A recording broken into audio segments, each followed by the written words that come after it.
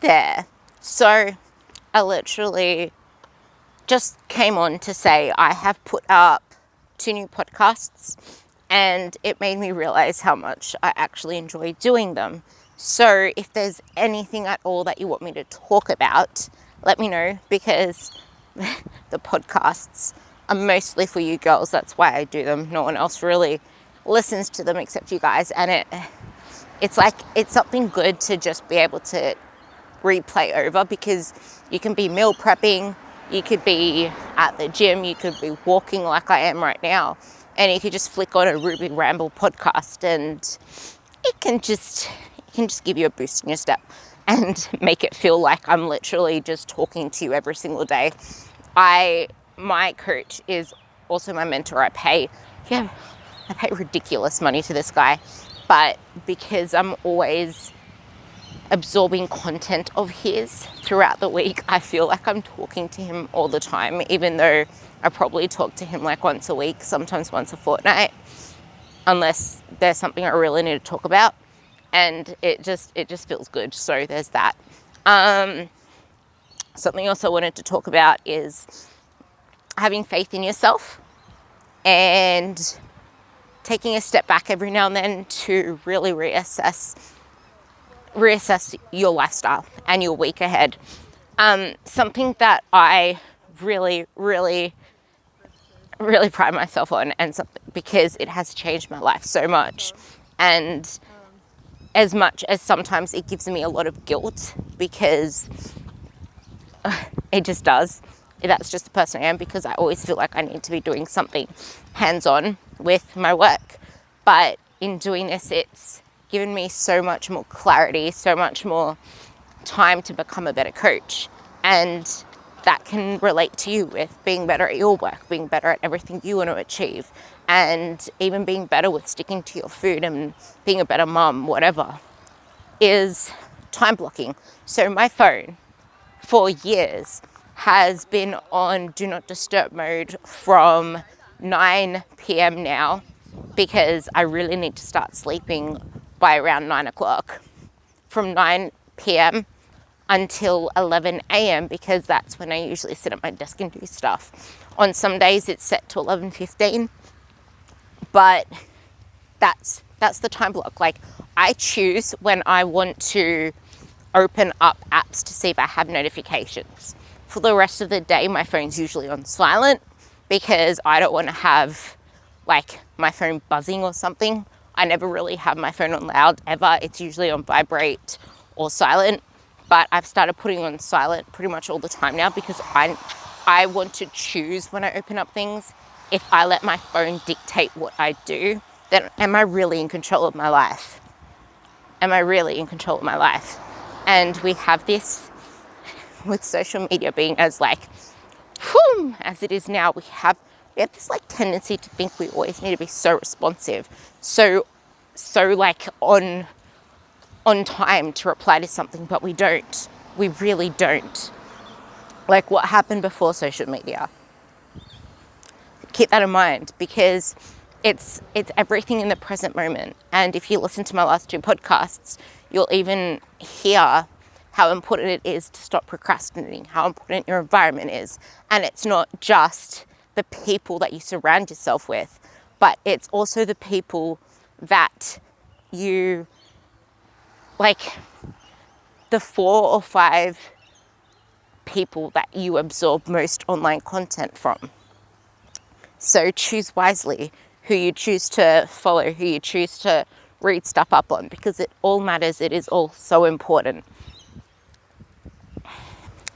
Something else that I really implore that you do is to get whiteboards, because it kind of shows things aren't permanent and that you can always audit what you have. So I actually have about 6 whiteboards, actively use 2 of them all the time. One of them's for my meal plan. I just put it on there, and every time I want to like swap things around, it helps. And because my coach only gives me macros, so what I do with the macros is I plan my meal plan, and I usually stick to that for weeks and weeks, unless something's not working for me.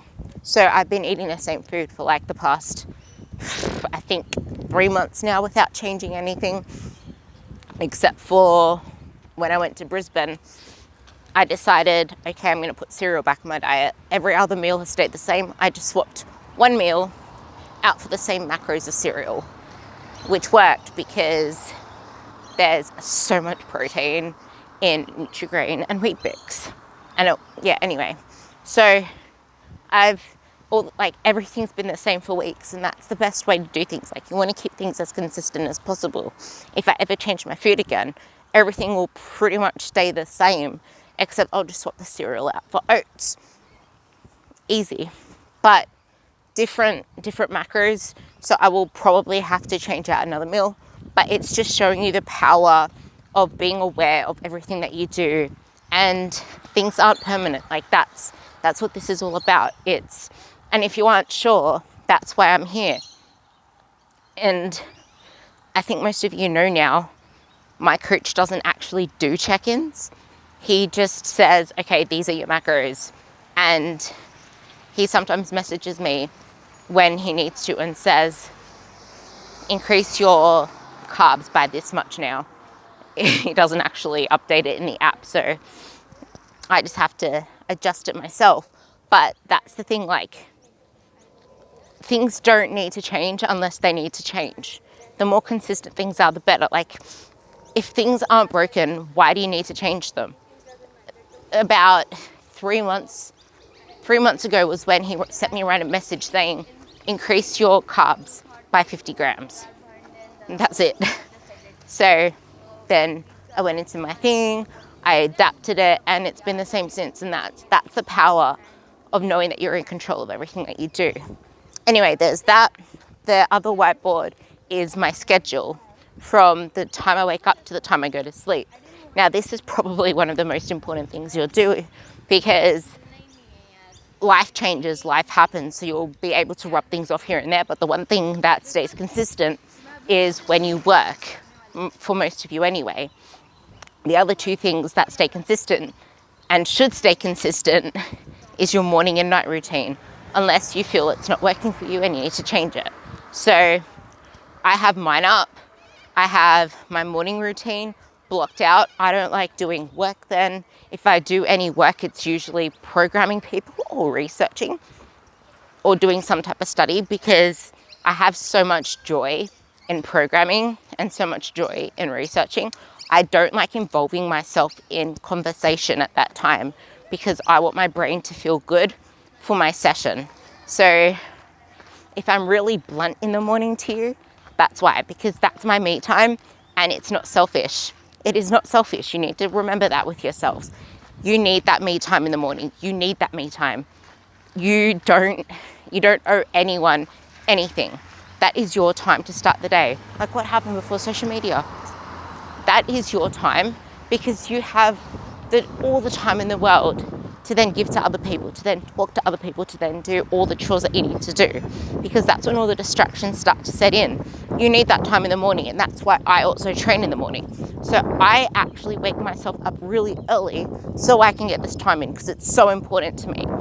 I wake up at 5:30 unless my body decides to wake up at 5, and I have my morning time up until 7 a.m. 7 a.m. I leave for the gym, and then 11 a.m. is when I'm at home on the laptop, go.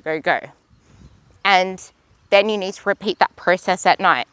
Start the day with you, end the day with you. If you have kids in the picture, you need to figure out something that works for your family, but you still need to be able to center yourself those 2 times in the day, because if you don't, you're going to be a scattered mess, and you're going to feel so out of control of your life that you'll start doing things that aren't what you should be or need to be doing to get you to where you want to be and the person that you want to become. And then during the day, I have scheduled time blocks for when I'll open TrueCoach to do check-ins. I have 2 1-hour blocks. I have a 1-hour block around 12 o'clock, and I have a 1-hour block before my night routine. So I only really like popping on there for those times. If I feel like I need to put more time in to it during the day, then that's when I'll actually put that in there, because the other times I'm doing the coaching process, I'm planning, I'm looking up things, I'm still on True Coach, but I'm not actively checking up on things, if that makes sense. I'm programming, I'm looking over data, I'm doing admin stuff, business stuff. So get those whiteboards up, get your routines in. I hope this helped.